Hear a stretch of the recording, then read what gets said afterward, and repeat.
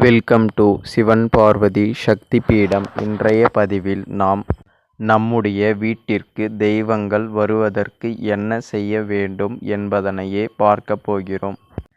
ஒரு சில வீடுகளில் தானாகவே தெய்வ நடமாட்டம் இருக்கும். ஆனால் இன்னும் ஒரு சில வீடுகளில் தெய்வ நடமாட்டம் இல்லாமல் வீட்டில் பிரச்சனை, கடன் தொல்லை போன்ற அனைத்து விதமான கஷ்டங்களினாலும் அந்த வீடானது அவதிக்குள்ளாகும்.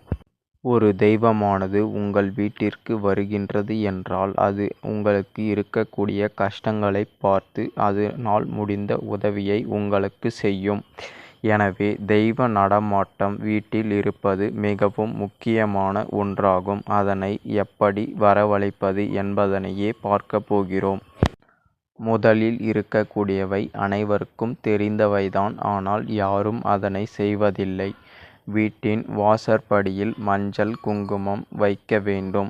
வாரத்திற்கு ஒரு முறை சாம்பிராணி புகை போட வேண்டும். அதாவது முக்கியமான நாட்களில் சாம்பிராணி புகை போட வேண்டும். காலை 6 மணி தொடங்கியதும் விளக்கு ஏற்றி தீபம் எரியுமாறு வைக்க வேண்டும். அதே போன்று காலையிலும் பிரம்ம முகூர்த்தத்தில் தீபம் ஏற்றி வைத்தால் நிச்சயமாக உங்கள் வீட்டிற்கு தெய்வமானது வந்து நிற்கும். இது அனைத்தும் அனைவருக்கும் தெரிந்தவையே. ஆனால் இதனை யாரும் செயல்படுத்துவதில்லை. அடுத்தபடியாகத்தான் முக்கியமான ஒன்று இருக்கின்றது. அதாவது நம்முடைய மனித வாழ்க்கையில் நாம் நல் ஒழுக்கத்தை பயன்படுத்தி அனைத்து விதமான புலன்களையும் அடக்கி ஆள்வதற்கு உதவக்கூடிய பஞ்சாட்சர மந்திரத்தை வைத்து தெய்வத்தை எப்படி அழைப்பது என்பதனை பார்ப்போம். அதாவது நீங்கள் பஞ்சாட்சர மந்திரம் நாம் ஜெபித்தாலே நம்மிடம் தெய்வமானது வந்து நிற்கும். எந்த விதமான தெய்வமாக இருந்தாலும் நீங்கள் பஞ்சாட்சர மந்திரத்தை தொடர்ந்து ஜெபித்து வருவதனால் உங்களுக்கு காவலாக வந்து நிற்கும். நீங்கள் எந்த இடத்திற்கு எப்பொழுது சென்றாலும் எந்த விதமான துஷ்ட சக்திகளாலும் உங்களுக்கு எத்தீங்கும் ஏற்படாது.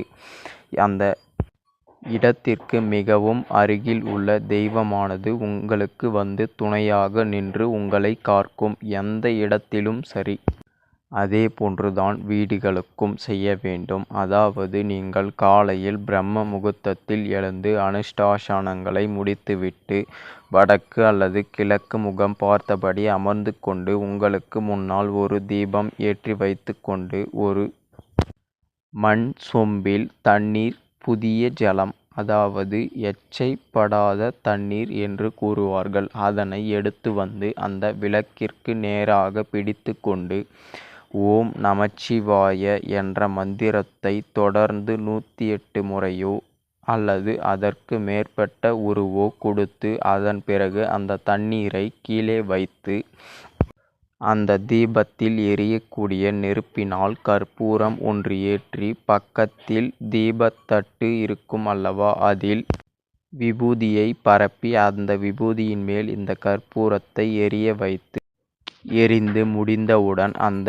எரிந்து முடிந்த இடத்தில் கரிய நிறத்துடன் இருக்கக்கூடிய விபூதியை சிவபெருமானை மனதார எண்ணி அந்த விபூதியை எடுத்து அந்த ஜலத்தில் நனைத்து கொண்டு வீடு முழுவதும் தெளிப்பதனால் உங்களுக்கு இருக்கக்கூடிய கட்டுகளும் பிரச்சனைகளும் அனைத்து விதமான தொல்லைகளும் துஷ்ட சக்திகள் அட்டகாசமும் இது போன்ற எந்த விதமான பிரச்சனைகளாக இருந்தாலும் ஒரே மந்திரத்தால் உங்களுக்கு தீர்வு கிடைக்கும் என்றால் அது பஞ்சாட்சர மந்திரம் ஒன்றே ஆகும்.